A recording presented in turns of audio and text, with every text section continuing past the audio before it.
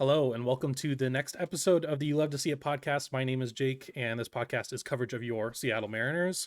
If you're watching on YouTube, as always, you can leave a like and subscribe. If you're on streaming platforms, follow it, 5-star review, all that good stuff. It's free, helps a lot, and I appreciate it. So today we, as you can see, have some special guests again. We have the Marine Layer, Lyle and TJ. They currently are sitting at 2.3K subs on YouTube and 1.8K followers on Twitter. You can find them on TikTok, Instagram, streaming platforms. They are literally everywhere, making content pretty much every day for you guys. But yeah, I'm very excited to have them on. Today's going to be a little bit different in the sense of we're not going to talk too much about the 2024 Mariners. We're going to talk about Lyle and TJ because I think they have a very just interesting setup going on and their story as well. But without further ado, welcome to the show, guys. Thank you, Jake. A good theme of this episode for us to feed our narcissistic tendencies. Just talk about ourselves. Of course. Yeah. I Go ahead, Lyle. No, I was just gonna say, I think we're the last ones in this fantasy group to join, and I start thinking That's to true. myself, I'm like, look, somebody has to be last, but I'm kind of sitting here thinking to myself, man, maybe Jake doesn't really like us. Maybe he just kind of asked us because he needed numbers for this fantasy league, but really secretly kind of despises us. No, I'm kidding. No. We're really hyped to be on with you.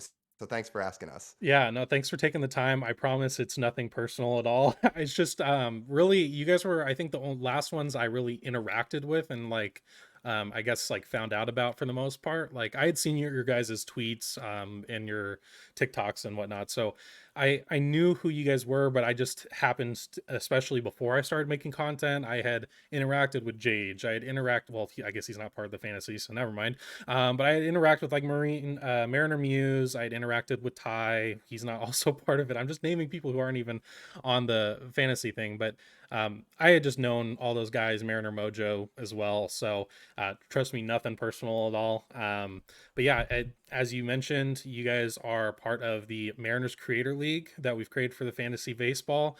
That was announced a couple weeks ago on both mine and Mariner Mojo's Twitter. It's going to be fun. I'm hoping you guys are going to have a great time as long with anyone.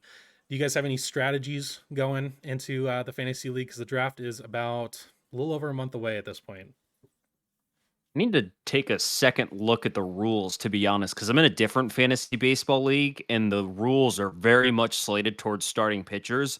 So I'd essentially employ the strategy of having like 15 starters on my roster, no relievers, and you just get as many points as possible by just cycling your starters in and out every single day and relying on that and piecing together a good enough lineup. And I didn't win the league doing that, but I did finish the top 3 last 2 years. So to start, but I have yet to crest the mountaintop with that. So we'll have to. I perhaps need to reevaluate my strategy. It's been a while since I played fantasy baseball, and I feel bad saying that because I'm somebody who should be playing every year. I guess I just never find the group of people to play in a league with, or I just got lazy about joining leagues. But this is kind of a cool idea in the sense of, well, one, I guess there's no money involved, so maybe it gives you an extra incentive of like, well, you're not going to lose money. It's just for fun with a bunch of people doing similar things to you, but also for the bragging rights that you and the Mariner Mojo guys talked about. Like that gives you an incentive. So Absolutely. I better start doing some mock drafts in the next few weeks here to make sure like I'd like to think I know baseball and I know what I'm doing anyway, but that doesn't mean you don't want to prepare in advance and do some mock drafts. So I think I'll have a better idea of what my blueprint is come the middle of March when we do this thing. Yeah, I'm excited for it. And kind of speaking to what TJ was saying as far as like the rules and all that, we're operating on a scoring system that was actually created by Fangraphs for fantasy baseball, where it's not just like, oh, you get 5 points for a home run and like 1 point. It's like very much weighted to, I guess, make sure that offensive players and pitchers are as equal as possible when it comes to accumulating points. And that includes with the relievers as well. I mean, I guess you would still get more with starters, just because I think the innings pitched, I think each innings like 7 points or something like that, which is crazy. But at the end of the day, I think it's going to be cool because it's going to be a lot more realistic to like how people are actually performing. So yeah, I'm really excited for that. And also, before we get into more stuff, congratulations, you guys are going to be on the Locked On Mariners Creator Spotlight next week. How excited are you guys for that? Looking forward to it. I've never Never gotten to talk to Ty or Colby before, so that should be good. I watched their first one today here on a Thursday with the Mariner Mojo guys. They did an excellent job. Those guys all know each other though, and you could tell the chemistry was there. But it'll be a little different for Lyle and I next week. I haven't met Ty or Colby, but very much looking forward to it. They're the I don't know, like they were probably the flag bearers of the Mariners content community with how long they've been doing the Locked On podcast and all the other things they do and how active they are online. So it's a real treat, and we're really looking forward to it. Yeah, we've interacted with Ty now a decent amount on Twitter over the last couple months, I'd say. But it'll be cool to actually hop on with him and talk to him face to face and actually get to know each other, I guess, over the computer a little bit better. So yeah, we're looking forward to it. Yeah, it should be a great time. I'll definitely be there watching. But yeah, to get into you guys, since this whole episode is really just about your guys' story and whatnot, we have to start from the beginning. And where did both the love for sports, because you guys do, we'll get into it, like broadcasting and went to school for sports journalism. So I'm sure it's not only baseball, but just the love for sports in general. And then where did the Mariners kind of come into your life and take over, I guess, at this point? Well, you can go first. I mean, as long as I can remember, to be honest with you, especially with baseball and the Mariners. I was playing for as long as I have memory, and I was a Mariners fan for as long as I can possibly remember. The first game I ever went to, Carlos Guillen, which is probably a deep cut for some people, became my favorite Mariner when I was like 3, 4, 5 years old because the first game we were ever at, he hit a home run. And for the next few years until he went off to Detroit, he was my guy. He wasn't some superstar or anything like that, but I loved him. So ever since I was pretty young, I was invested in the Mariners. And when we were at that game, I think my parents figured, yeah, maybe we'd stay half the time, 2/3 of the time, and that'd be it. And I was like, no, like, I don't want to leave. Like, we're staying. And to this day, I kind of have that same motto. Like, I don't care if they're down by 10 runs. I want to stay the full game. You pay the ticket to see 9 innings, you'll see 9 innings. So from the time I was a kid, I always was playing baseball. I was always watching baseball. I was always way more invested in sports and the Mariners specifically than probably anything else, which is, I guess, what gave me the drive to continue on with it for as long as I have, because there is no other passion I have that's like baseball or the Mariners.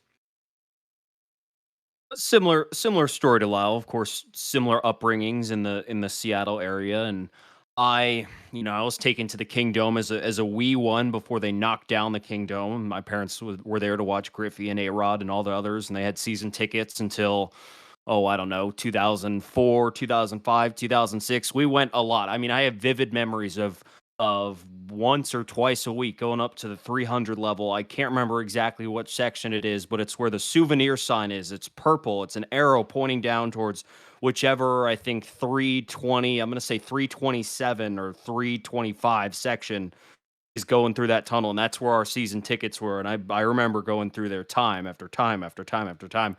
And you really get into watching it. And I come from a family of baseball fans, and my parents moved to Seattle just in time for Griffey to come up and really sort of get engulfed in the Seattle baseball culture. And they passed along to myself and my brother. And I played Little League growing up the whole time. I couldn't get enough of it, and I've grown older and grown a little bit wiser as well. The athlete part of me is probably faded. Wasn't quite good enough on the diamond. That's why I'm sitting here instead of actually going out and playing. But it's been an actual treat. So it's been a fun ride being a baseball fan for quite a while, and looking forward to it continuing for as long as I can continue to see.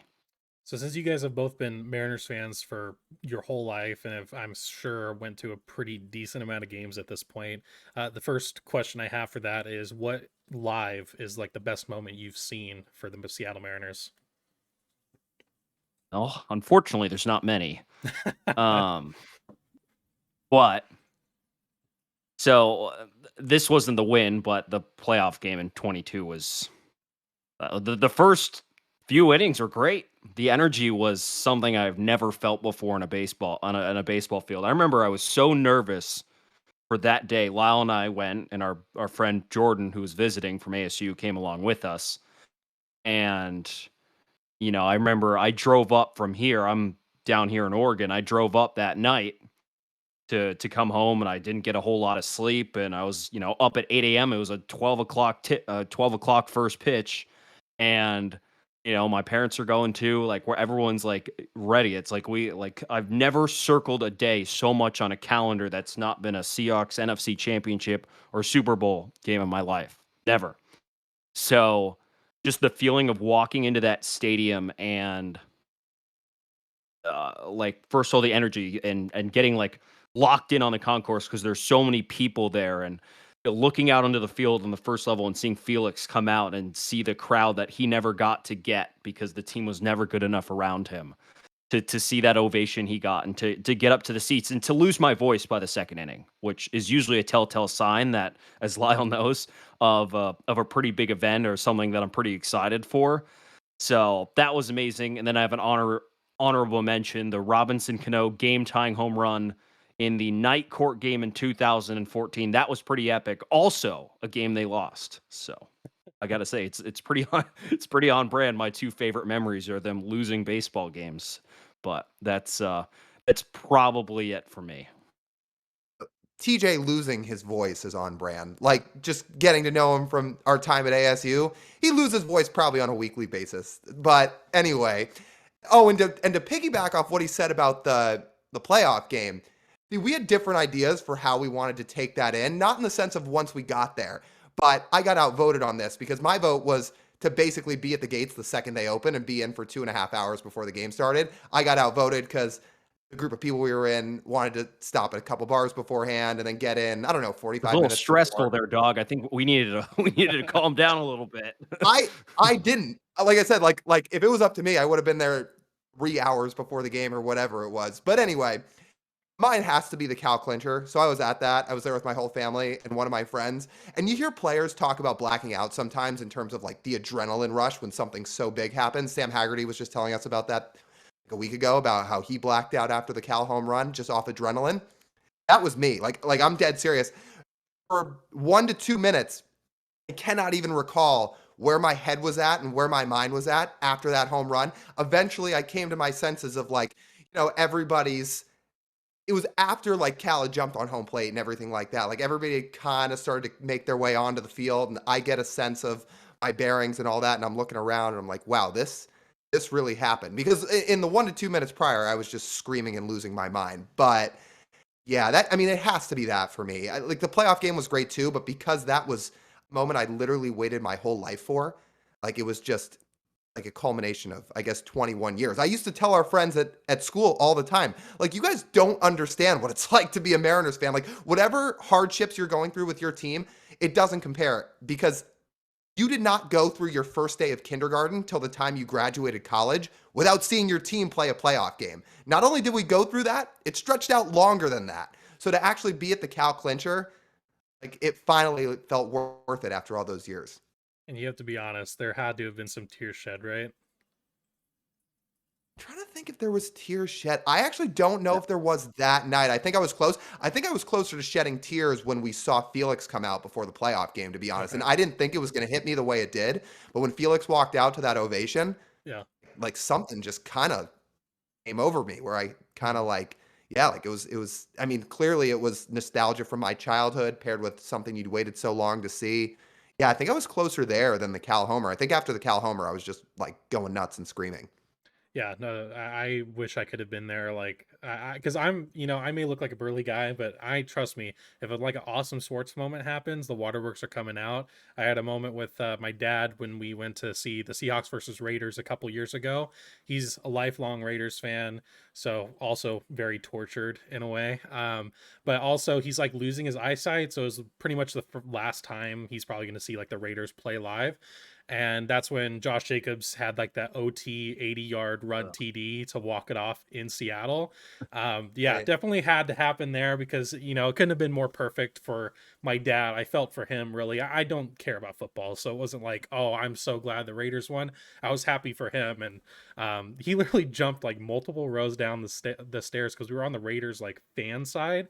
And he was just hopping on people, going nuts. It was probably most excited I've ever seen him in my life. It was crazy. But to kind of keep going off of you guys going to games, I like to ask this as well whenever people go often. When it comes to a Mariners game day and going to T-Mobile Park, as far as going before the game, during the game, after the game, what's your ideal game day? I think Well, Lyle and I have different strategies to this. I guess I kind of alluded to it before when I was saying how I was not the happiest camper that we didn't get into the stadium until 45 minutes before first pitch of that playoff game. Because, Mhm. yeah, if it's up to me, it doesn't matter how many Mariners games I go to. I'm always looking forward to it. I'm always just itching for the day to get by so I can get down to the ballpark. Even with a team that went 21 years without making the playoffs, like that feeling never changed in my mind. So when I had the opportunity, my ideal world is you get down basically when the gates open, you hang out for batting practice, you walk around the concourse when batting practice is over, when you walk up from right field, maybe you see some people that are also at the game, maybe you go get some food. You kind of just take it all in. And then I would say, honestly, like if you're going to pay for $10, $15 seats, my favorite place to sit in the stadium is down the first base line on those in the 300 level, Yeah. because not only is it still a great view, but you get the whole Seattle skyline, especially when the roof's open. It's a nice day. That's my favorite. So I would say get there early, walk around the ballpark, be there for batting practice, and then sit in the 300 level on the first base side for a game. Ooh, I've attacked this in a number of different strategies, but if I'm just gonna go in the basic way, I do love happy hour down in the pen. I think it's phenomenal, and the game day experience for the Mariners is excellent. I mean, it really is with all the accommodations around the stadium and in the stadium for you to come down early and just sort of hang out. It's very inviting. It's very good for fans, and the ballpark alcohol is a joke for how expensive it is, but if there's one time they're actually going to make you want to buy it, it's 2 hours before the game. So I could walk in with Lyle. He's not as much of a drinker as I am, but if it's summertime, it's warm out, I'll go grab a beer, hang out in the pen and watch BP from there, have a home run hit out to you and just hang out. Like pretty much do everything Lyle said. You probably, if you're in there at that point, you can't walk out. So you go walk around the concourse and do what you got to do. And those seats you did mention are awesome as well, wherever you end up choosing to sit. So it's pretty good, and especially they've renovated a lot of the 300 level, and it's very nice out there, especially if you go up behind home plate. It's very scenic. You can sit down, you can watch another game that's on a TV there. It's pretty good. Can't complain. I will say I did like our setup for the for the playoff game.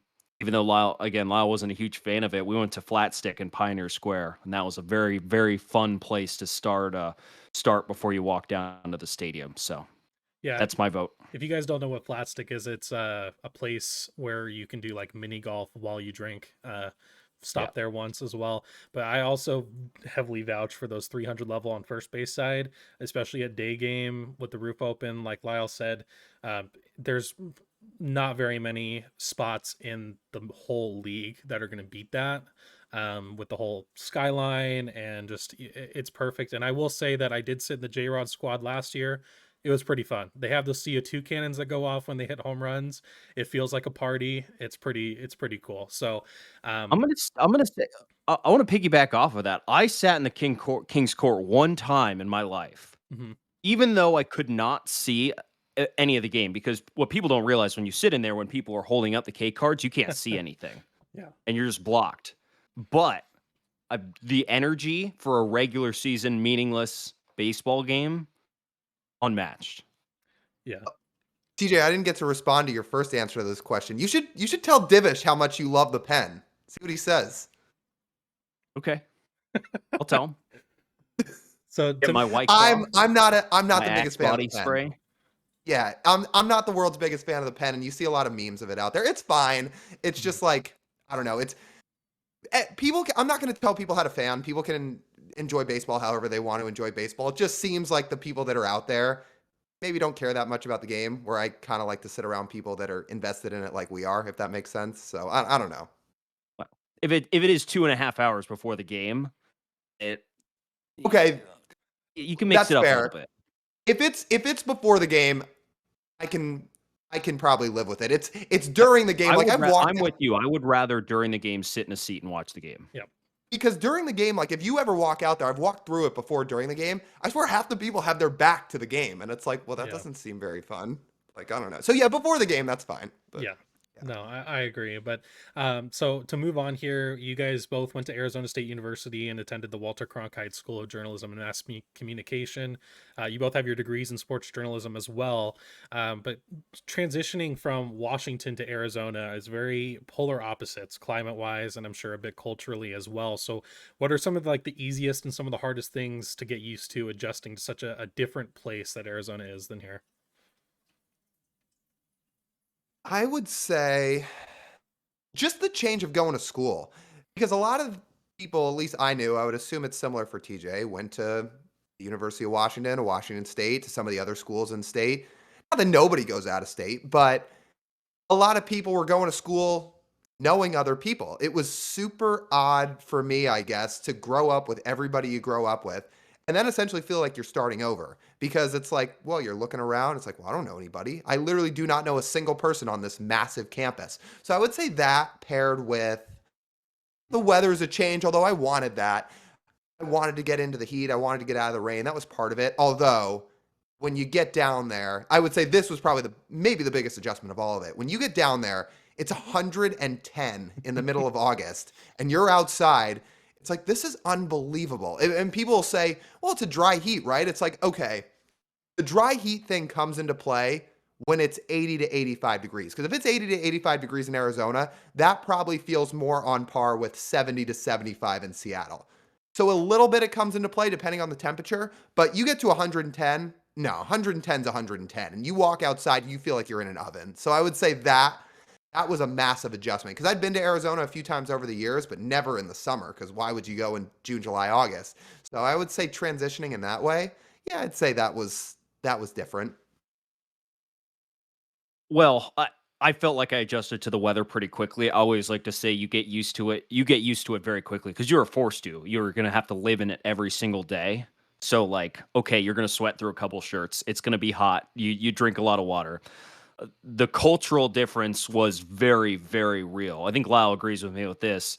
Like growing up in Seattle, especially the parts of Seattle we did, is for me Seattle, him Kirkland. I mean, you're in a bit of a bubble for the most part, and going down to Arizona and going to a school with so many out of state kids is a shock. I mean, I felt it. I mean, through my first semester of college, I was in culture shock.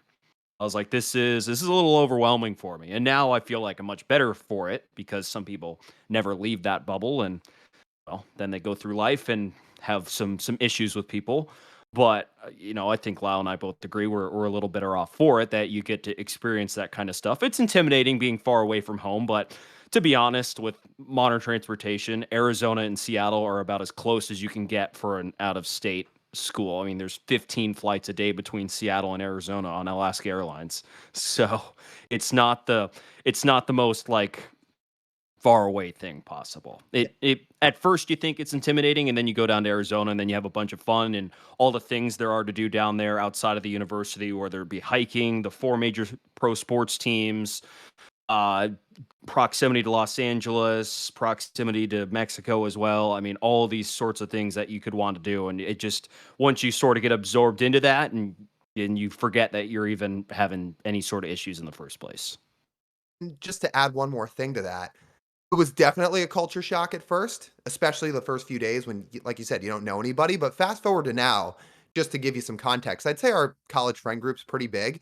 People are from everywhere in our friend group. Like, there's a couple of us from Seattle, there's a couple from LA, there's one from Arizona, there's one from Boise, there's one from DC. Like, people are very spread out. So it was interesting to learn about everybody's kind of different upbringings in that way. But in the end, all have some similarities, and one of those similarities being, well, everybody in our friend group really loves sports, so that kind of brought everybody together. Yeah, so the Walter Cronkite portion of the campus is only a 20-minute walk to Chase Field. So I have to ask, how many D-backs games were you guys able to go to? Did you go to any? Did you go normally or pretty often? Like, how did that go? A couple, just like not a D-backs fan, and Chase Field is not. It's not a bucket list stadium. Yeah. You go to it, you sit inside. It's air conditioned, but I like to compare it to Costco. That's what it feels like in there. Awesome. I'm gonna send this clip to TJ. Aaron, my friend Aaron. He's a D-backs writer and he's active in the Mariners community still. He's gonna one hate that comment, but two, it's so funny and so I give him crap I all mean, the seriously, time. there's a TGI Fridays in there. Like, yeah, they had to get some way to get people in the ballpark. Gotcha. I think I went to a few more than TJ did. When the Mariners came to town, I went to all those games, and I think they only came once in our 4 years because this was before the new scheduling where everybody plays everybody once a year. But I like to go. I thought Trace Field was a little bit better than what TJ thought of it, but him comparing it to the inside of a Costco, low key, if you walk around that place, you can kind of see the similarities to it a little bit. But no, like I just love being around baseball, and it was so close by. So our first 2 years when we lived on the downtown campus, yeah, I would take advantage of that. Our last 2 years we actually lived in Tempe and just drove down to take our classes and all. But yeah, as somebody who really loved going to baseball games, I use that to my advantage. It's like, oh, it's right nearby. It's funny. It's funny that on directions it says it's a 20-minute walk. I felt like it was a lot less than that. I felt like it was maybe like a 12-minute walk or so. It really wasn't that long. It was really right in your backyard. So tickets often would be cheap. Sometimes they'd have student tickets that were $5 or $6. We had a bunch of friends that were Dodger fans. So when the Dodgers were in town, that's another marquee team where just as somebody who's a baseball fan, you get to see a lot of really good players. We would go. I'd say I don't want to say all the time, but I definitely get to a couple a year, I'd say. And you guys are, Arizona is known as kind of the mecca of spring training, right? Like, literally, did you guys have time during those 4 years to hit up spring training, especially with how cheap those tickets are and all the teams you can see, or was that kind of just not really something you were into at that time? So I was at a bit of a conundrum with spring training. First year I did go, it was a birthday present to go. So when I was a freshman, I did go. Sophomore year, I didn't. And let's give some context here. Like Jake, the relation of Peoria to downtown Phoenix. It's Phoenix Metro, but it is not close. Hmm. It's like driving past Everett to get to Peoria. It Gotcha. is it's not a close trek to get to Peoria. And maybe that was a bit of an exaggeration, but it's not close. And I didn't have a Hmm. car until my senior year, and spring training didn't really happen during our senior year because of COVID. Yep. So not quite as much opportunity to drive out to Peoria Sports Complex. If we did go, I mean, sometimes for me at least, it would be somewhere closer. Okay. Like I remember I went to like a game at Camelback Ranch. That was awesome. Okay. I want to say I got to a couple Mariner spring training games each year. In fact, I even got to a couple before the pandemic shut everything down. But yeah, it's just as somebody who really liked to go, and as somebody who's like, well, I'm in Arizona. Our favorite team that's out of state happens to be in Arizona. They're here for 6 weeks or whatever it is. I was like, I feel like I've got to get to a couple. So usually I would find a way to get out to at least one or two per year. So yeah, I would say I got to a couple when we were out there because, like you said, like it was a pretty unique situation we had. Like I'm not saying spring training being there is the whole reason I went to Arizona State, but I'd be lying if I said it wasn't somewhere on the list of, oh, there's a lot of baseball that goes on in Arizona. Mhm. So yeah, that was great. So there's three other major sports teams there. There's the Suns, the Cardinals, and the Coyotes as well. Were any of those kind of more frequented for you guys than outside of the D-backs? Not more, but in terms of volume, I'd say I went to a few Suns games, mostly because they were just atrocious when we were there. So tickets were like $1 to Nice. get into then Talking Stick Resort Arena. So that wasn't as much of an issue. We would go to the Seahawks Cardinals game every time the Seahawks played down there. And of course, they won every time, so that helped. Yeah. But it's always nice to walk into an opponent's stadium and it's split 50-50 with road fans, and it made us feel a little bit more like we're at home. Yeah, the Cardinals games were fun. We actually didn't go our first year, our freshman year, but it's fine. It's fine. We missed that one because that was that awful game that ended in a tie. Although I guess you're not Yeah. a football fan, Jake, so maybe you don't remember. But Oh, you're good. yeah, no, we got to the Cardinals games. We would get to a few Suns games. Like for as bad as they were, Devin Booker was still really good. And then I got to a couple of Coyotes games throughout our time there. So yeah, like that's what was cool to have four major sports teams and your college teams with ASU and to have spring training out there. Like we weren't short on going to sporting events. So like I would say that made us feel pretty at home pretty quick. Yeah, no, I wish we had all those here. It's like, I mean, because I live closer to like Portland than I do Seattle, which and Portland only really has the Blazers, and I mean, you can say the Timbers too, but you know, it's like those tickets are getting insane. But yeah, I wish I had like all those so close by. It'd be so nice, especially you know Major League Baseball. I would be going so much, but I have to ask, what would you guys say is the more electric atmosphere, game 3 of the ALDS in 2022 or hole 16 of the Waste Management Open? Oh man. I think it's Different I kinds of electric. Yeah. I will say there's not a more unique experience than the when we went on a Saturday our senior year. Because we went last year as well, but we went on a Friday. Mhm. Different sort of energy, not quite as crowded. But we went on the Saturday of the Phoenix Open, February. I think it was what, February 1st, 2020. Like on the 16th green, you got to wake up at 4:30 in the morning to get there. And still, we were behind like what, 4,000 people, Lyle, 2, 3, 4,000 people. And our friend Jordan, who, bless him, he finds a way around things more often than not. So we essentially cut everyone in line to get our spot. And then the sun's coming up, everyone's, sort of getting into the mood of it. Everyone who had brought stuff to the hole is starting to drink. And then by the time the guys tee off around 9:30, whenever they start, I mean, the place is buzzing. It's Yeah. insane. The playoff atmosphere, I think, speaks for itself. So it's a very unique balance of the two. Okay. let I me don't think I let I, me I feel, don't think I yeah. could pick one, to be honest, because they are very different. Okay.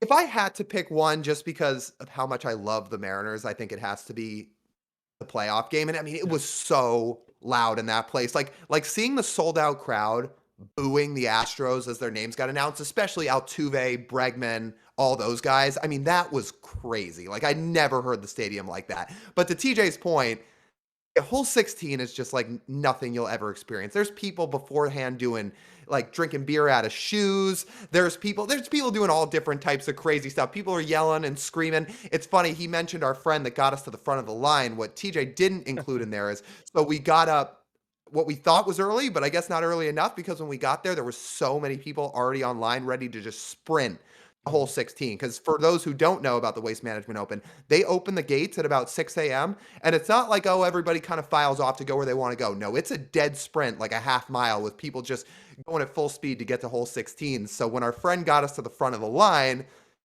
people watching us knowing well what they were doing, and our friend kind of leading the charge, we get to the front, people start booing, and our friend looks back and he's just in disbelief. He's like, what, are people booing us? Like how could I'm like, well, what do you think? You just cut 4,000 people in line. Like, what do you expect to happen? So yeah, the Waste Management Open is, I would say, for anybody that's just a sports fan in general, bucket list. We had a blast both times we went. Nice. So, you guys ended up graduating from ASU.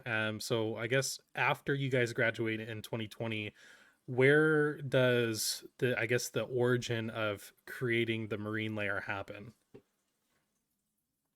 I think a lot of it was built off of the 2022 season, really. I mean, we'd thought about it, we'd talked about it, but postgraduate lives, a lot of stuff was shuffling around, like figuring out careers, Mhm. locations. I'd taken a job down here in Oregon in 2021. So like, we're kind of shuffling things around, and we were talking about it, but the idea, came more to light with the fact that the Mariners were good and in the playoffs, and we felt like we needed an outlet to talk about it. So Lyle and I decided, hey, after the World Series, after the Astros won the World Series, we were going to start. And we wanted to, not only did we want to start because a little bit of backstory of the podcast name, The Marine Layer. I had originally started The Marine Layer with my twin brother when we were freshmen in college. But, we did it once a week, didn't really care all that much, yada, yada. We stopped after, I don't know, 10 episodes, give or take. And when Lyle and I decided to do it this time, we sat down and said, okay, like, not only are we like keeping each other accountable with this, but we want to do a good job. This isn't only going to be a podcast. We want to make sure we put our full effort into it. And that's what we did. We just ripped the Band-Aid off and got started. And, again, I got to credit the fact they made that run to the playoffs and really sort of grab the attention and we sort of tried to grab the attention at its peak as well. And I would say paired with that, we were just seeing the way that media was starting to go too. Because I mean, you see it and it's so unfortunate what's happened with places like Sports Illustrated or the LA Times or a few other places.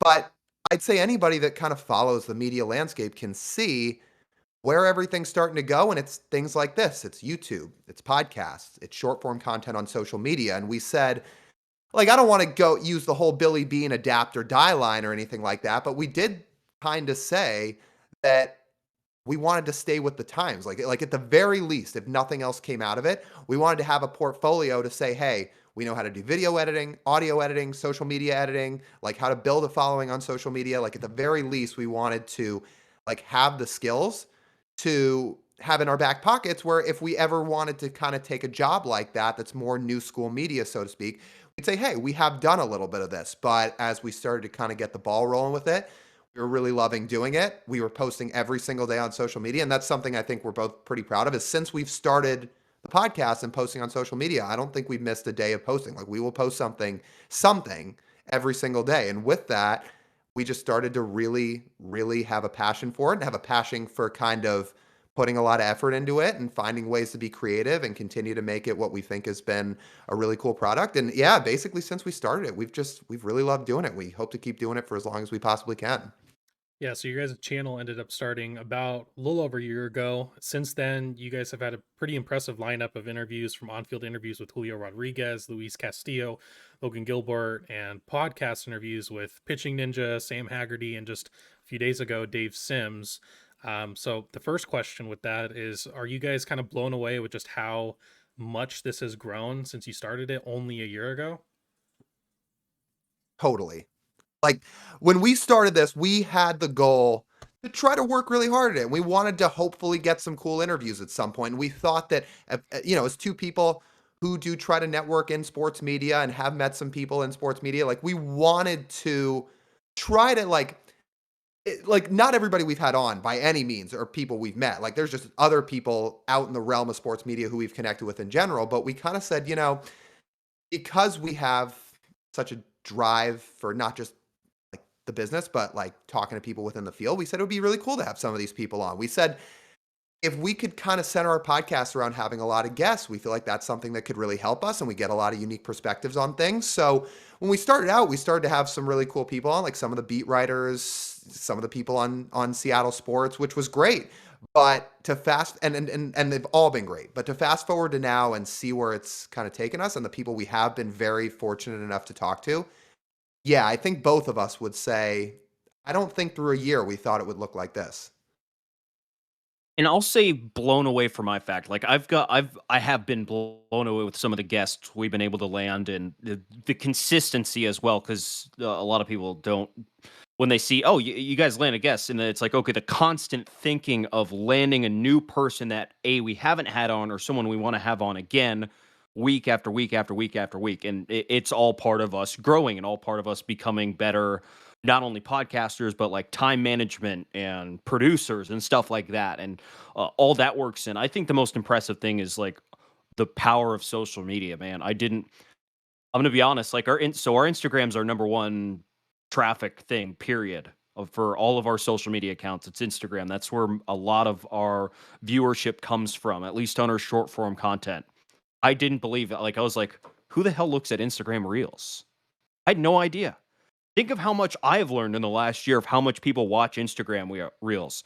To be honest, way more than TikTok. I thought everyone was on TikTok, but Mhm. apparently way more people watch Instagram Reels, and that is something that sort of blows me with the traffic that someone can drive from an Instagram account. And really, the most impressive thing is how you can use social media to market your main product, right? We use social media to market the podcast because it is really hard. I remember our first guest, Joe Doyle. He does an awesome job covering the Mariners, especially the prospects. We really love having Joe on. And I remember the first thing we were talking to him a little bit after we had interviewed him. He's like, "Guy, like you guys, it's like you guys know it. Like it is very hard to only grow a podcast. Nothing else, just the podcast and just retweeting it and being like, hey, look, I have a podcast. Listen to my podcast. It is very hard to grow it that way. Mhm. So to be able to find a marketing strategy that works and evolve it over a year and see the results pay off is it's really fulfilling and certainly, as you put it in your question, mind-blowing to say the least. And we're very happy that it has turned out this way and very grateful.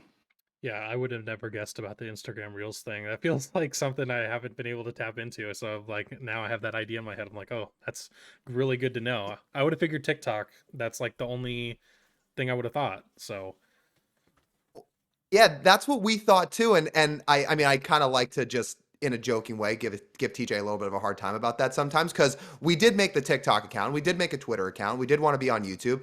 And I said, look, like you got to post everywhere. Like why cut yourself off in any way? And he's talking about like, well, yeah, like he said, who uses Instagram? Like I'm barely on Instagram. Are people really scrolling through these videos? And I was like, what's the worst thing that happens? Isn't having 10 followers on Instagram better than zero? So we started posting it like everywhere. When we post one of these short form things, we put it everywhere. And lo and behold, I guess for whatever reason, for whatever it is with the things that we post, Instagram really seems to love to pick it up. So yeah, like the more you know, right? Like there's so much we've learned over the first year of doing this that we didn't know just a year ago. Like even things that like for going to school for sports media. There's so much we didn't know even taking those classes because a lot of it's like old school media that they teach you mhm. that we've just learned from doing, like from doing this podcast.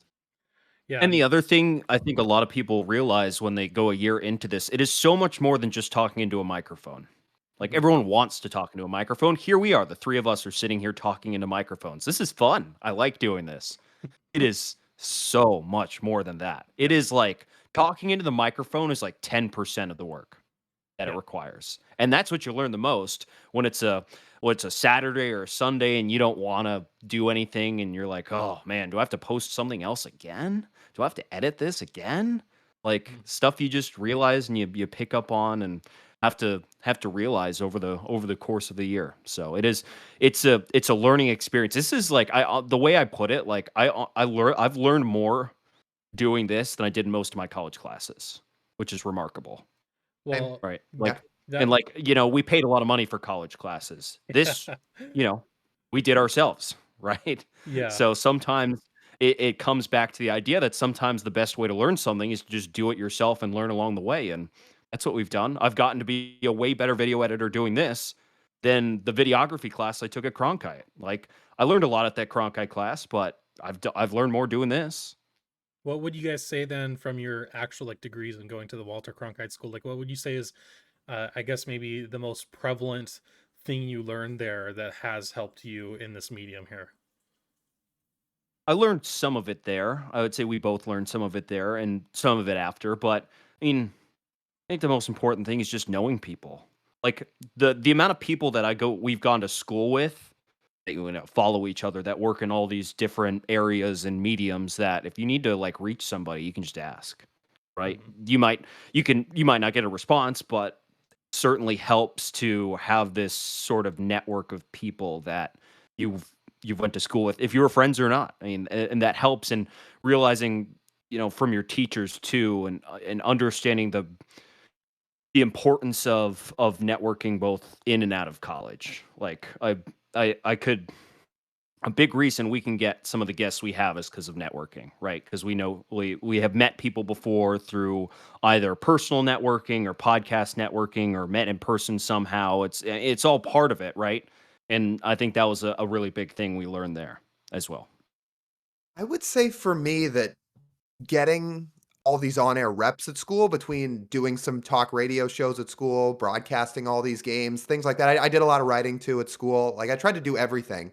I'd say that helped us a lot. So look, when anybody starts a podcast, unless you're Joe Buck or somebody like that, or somebody who's had years and years of top line broadcast experience, if you're going to start a podcast, like nobody starts out and is flawless. I would hate to go back and listen to our first episode, I'm sure, because there's a million things I'd probably change.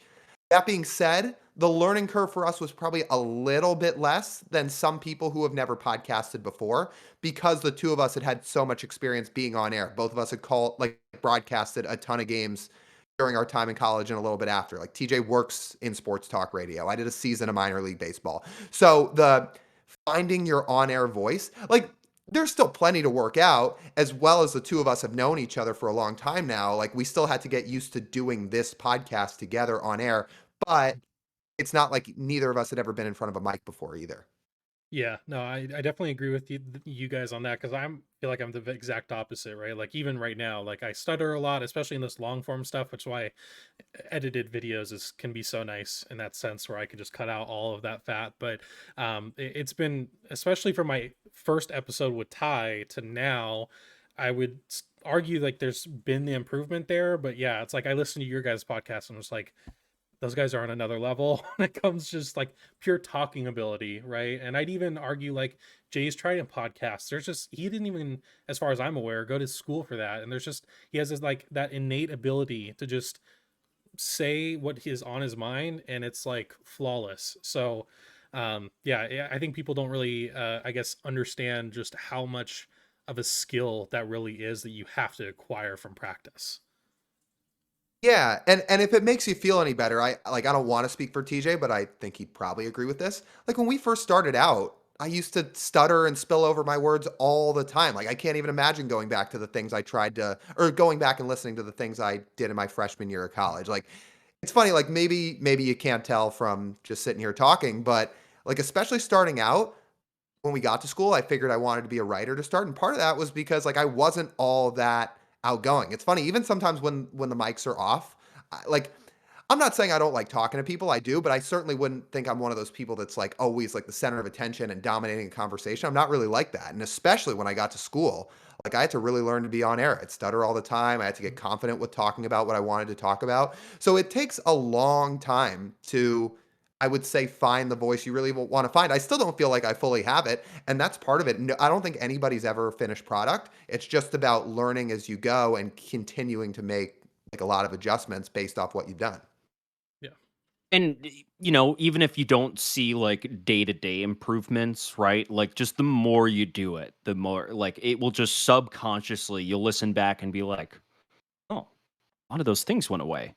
Right? Mhm. Especially if you just make a point that I'm trying to eliminate these words. Like I still have words in my vocabulary I would like to eliminate because I think when it comes to speaking the English language, it's like lazy sentence construction and stuff like that, and you want to sound like straight and to the point. You want to sound like you are putting together a great sentence. You want to sound like Aaron Goldsmith on the air and the way he formulates the English language. Unfortunately, Goldie has spent I don't know how many thousands of hours talking on the air. It is his job, it's his career to do that, and he's very good at it.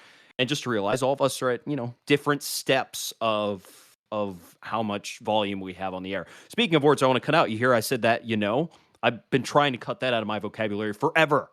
I still can't do it. I It's mean, like it takes time. It takes a yeah. lot of time. I might be 40 before I can take that word out of my vocabulary. Yeah, I'll even practice right now for this next question. Lyle, this is specific for you. You were on the field for multiple quick interviews with players. How did that level of access come to you, and what are some of your favorite moments from being on the grass at T-Mobile Park? So the reason I did most of it was simply because of location. So TJ, as he mentioned, works in Oregon doing sports talk radio. If we had both been in Seattle, I'm sure the interviews would have been split evenly between the two of us. But since I was in Seattle, I was the one doing a lot of it throughout the year. Yeah, we were really lucky in that way. That's another thing that I never would have imagined would have happened when we started this whole podcast. But we were very, very fortunate between, again, like I would say networking played a big part into it, making some good connections with some people with the Mariners, paired with, I think I think a lot of people had started to see the work we'd started to put out between the constant social media posting, some of the guests we'd started to have on, just a culmination of everything. And it led to, like, by my total surprise, them allowing us to go out and do this type of stuff. And I'll tell you, I had total imposter syndrome the first couple times I was out there, because everybody else that's out there knows each other, had been doing it forever. It helped a little bit that we'd had a couple of these people on. Like, for example, Corey Brock, who I very, very much wish still had his job covering the Mariners for The Athletic, was awesome to us and always has been, like, especially when we had him on way back when. So he was great, like, as like a familiar face at the field. Brad Adams, same thing. It's the same way. Like, I don't think TJ and I both could say enough good things about Brad Adams. Just one of the best dudes you will ever meet. He makes everybody he talks to feel like they're really, really important, which is awesome. Like, I could not say enough good things about Brad Adams. But anyway, and still didn't change the fact that I had imposter syndrome. I was like, these people are probably looking at me. I've got this, like, in their mind, this stupid TikTok mic. It's like you're like some kid in your 20s. It's like kind of like, what are you doing out here? So like, I had to get used to being out there and kind of get used to the sense of like, okay, like, you're here for a reason. You're here for a purpose, just like all these other people are. So, like, do what you came here to do. And with that, when we'd be out on the field, we wanted to say, okay, how can we make the most of this? How can we do things for social media and also start to connect with players, but also not take that much of their time? Which led to the stuff we do out on the field with players. We'll kind of say to them, hey, do you have 60 seconds? And sometimes guys might legitimately be busy, or sometimes guys may be a little uncomfortable doing like stuff like that. And that's okay. Like to each person their own. But I would say most of the guys have been very, very receptive to it, which has been awesome for us. And I would say my favorite moments, long-winded way of answering your question, Jake. Talking to Julio was pretty cool. I would be lying if I said I wasn't a little nervous for that one, but that was certainly a bucket list one we got to check off. I was also am a massive Jared Kelnick fan, so that's another. But I would say of all of them, you got to shout out Isaiah Campbell, man, because he opened the door to us to this whole bullpen conspiracy theory about Babe Ruth potentially being fake in the minds of this entire bullpen, because we got Isaiah Campbell for one of these things. We asked him, hey, if you could go back in time and see any one moment in baseball, what would it be? And he said, due to some pretty compelling conversations in the bullpen, I want to go back in time and see if Babe Ruth was real. And I was like, you guys believe that? And he was kind of saying, people have made some compelling arguments out there. Then it leads to having Taylor Saucedo on. This was on the actual podcast in the winter. He really kicked the door down for the full thing, because when we asked him about it, he went on a whole spiel about it. Like, we got the sense very early on in talking to him about this question that he's the ringleader of this whole thing, because he's like, there's like no videos of him out there actually playing. Like, how are you supposed to believe he was actually this dude who was this like unbelievable figure when you can't even find videos of him? And he's like, yeah, we don't believe he was real at all. And then it led to us asking Justin Topa. He said the same thing. So I'd say that was my favorite one, because we were trying to do something cool with being out there. We wanted to get like fun insight for fans who maybe didn't have a way to consume that before, because most of the media people out there have a very specific job to do. So when we got that and then parlayed it with Saucedo and Topa and even Ty Adcock a little bit, that's been really cool. It's like, oh, I don't want to say broke news, but you uncovered some new information that was not previously out there. And it's been a fun way for fans to kind of connect to the players a little bit, because we've gotten some comments saying, oh, like, these guys are just like us. Like, this is the type of stuff we talk about. So the very long-winded answer to your question of saying that was probably my favorite moment. And we've been very fortunate that we've gotten to do that.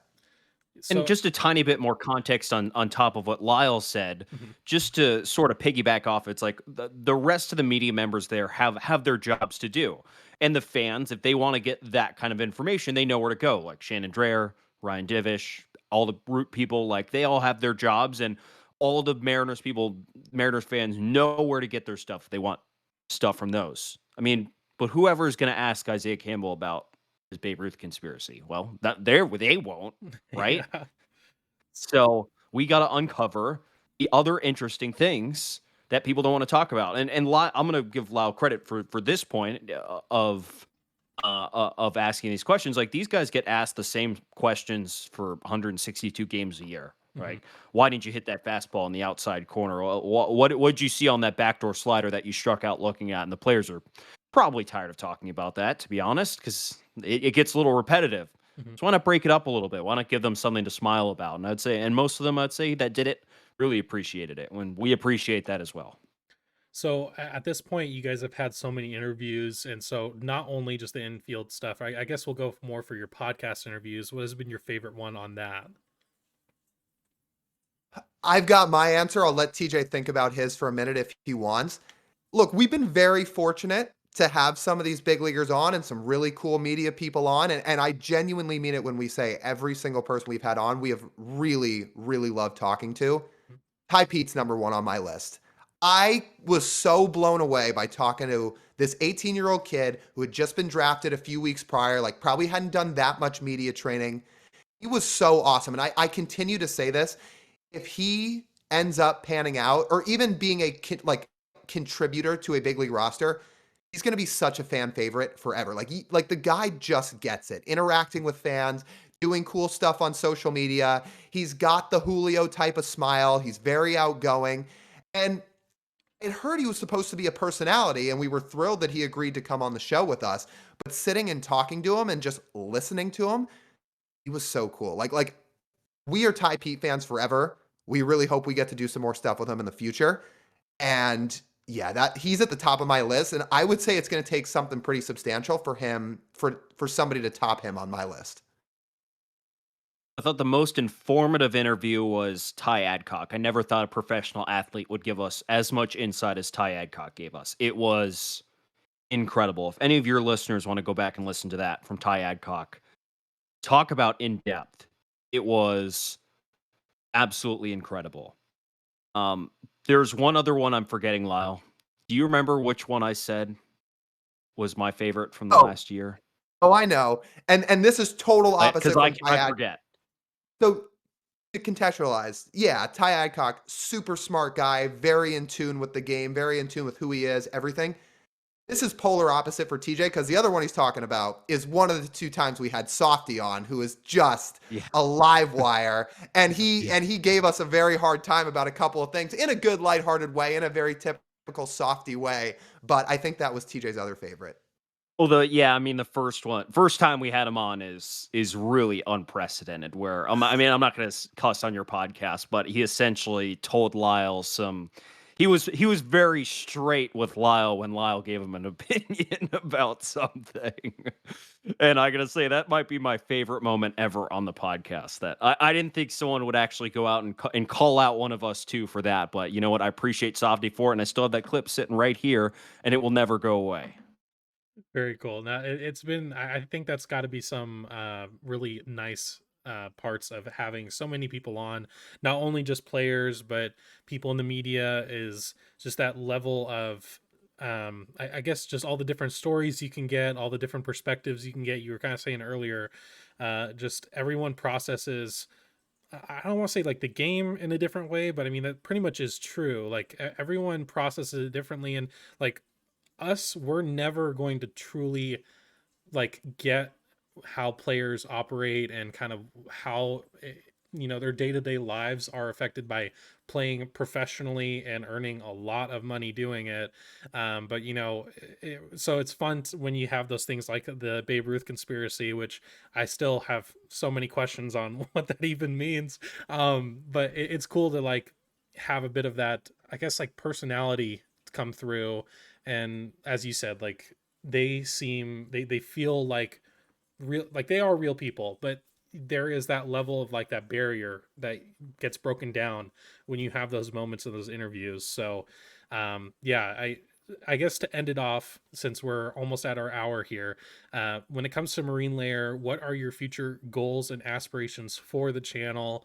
And also, since you guys are in broadcasting, is there ever hopes to be in the professional baseball space for broadcasting outside of Marine Layer, like actually employed by a team or network? Uh, whew, okay. Well, at least for this year, I mean, we are very excited to be at spring training. We'll be at spring training exactly 1 month from now. That should be fun. Nice. Get down on the ground, talk to some of these guys again, especially some of the non-roster guys. That should be fun. As the whole big swath of everyone being in the same place at the same time is going to be very cool for content wise. And just continue to grow and continue to push ourselves, whether it be content wise, technology wise, editing wise, throughout the year, and find a, more efficient and just more creative ways to continue to talk about the Mariners while continuing to grow as a podcast. And professionally, And I mean, it really depends on, where the market goes and what these teams sort of think of how they want to spend their resources when it comes to team employed media. It could be a possibility in the future. I will say one thought on that idea. They do already have entire broadcast teams, especially with the Mariners. Like, if you want a podcast to the Mariners, employed by the Mariners, I mean, you can listen to the Wheelhouse, or you can have Aaron Goldsmith and Gary Hill, who host the Hot Stove now here in the spring on Seattle Sports, right? So you have those options as well. I wouldn't write anything off. I'd say Lyle and I have a lot of time left in our professional careers to talk about sports on whatever platform it might be. It certainly is going to be very different in 30 years when we're all in our 50s with how people digest our sports, and it could be a much more realistic possibility then. But I'll just say for now, you really never know. Yeah, I think TJ hit on a lot of it. Like we're definitely planning to get some new equipment this year. Like the spring training thing's going to be fun. We would love to do an actual live show at some point, like where people come out in person and we can meet a bunch of people in person. And like we've been lucky enough to meet some people at the ballpark too that have said they listen to the podcast, which is really cool. But to actually sit down, like just I guess open it up to Q&A and genuinely like have a real conversation with a bunch of people at a live show type of event, I think would be really fun. Long term, like way down the road, if it was ever possible. I mean, I think it would be really cool if we ever found an actual studio to record out of instead of doing it over the computer. Again, I'm sure that would be way down the road in the future. But like if you're talking pipe dreams, that would be certainly a dream of mine, and I would assume TJ's too. And in terms of pursue like progressing, I should say, our careers in sports media. Yeah, I don't know if it would be working for so much a team or not, but I would love to be working at a sports media company, especially a baseball media company. In fact, like we've been fortunate too that our podcast is part of a baseball media company. They're about 2 years old. They're a startup. Shout out Just Baseball, but they're really growing. They've got some big things in the works. They've already done some really cool stuff, and we're hoping as we grow, they can grow too, and maybe that turns into something full time one day. But yeah, I would say that there is so much unknown with what comes next moving forward for both our careers and the podcast. But I'd certainly like to think we want to aim high and try our best to get there one day. Yeah, so I appreciate you guys coming on so much to the show. Do you guys have any like last comments that you want to say for the audience that's still here an hour and 2 minutes later? I'm ready for the Well, season. Let's get it rolling. Yeah. well, if anybody's listening this far in, number one, we appreciate you guys, and number two, here's something to leave the really loyal listeners of the You Love to See a Podcast off with. And there's a drive in a deep left field by Castellanos. It'll be a home run. And so that'll make it a 4-0 ball game. Yeah. If you listen through the hour, Perfect. we'll leave you with that. Awesome. Yeah, the iconic is the only way to describe that. But yeah, once again, I appreciate you guys coming on the show. It means a lot for you guys to take the time out of your day to come on here and talk about some really cool stories and very informative when it comes to the content side of things as well.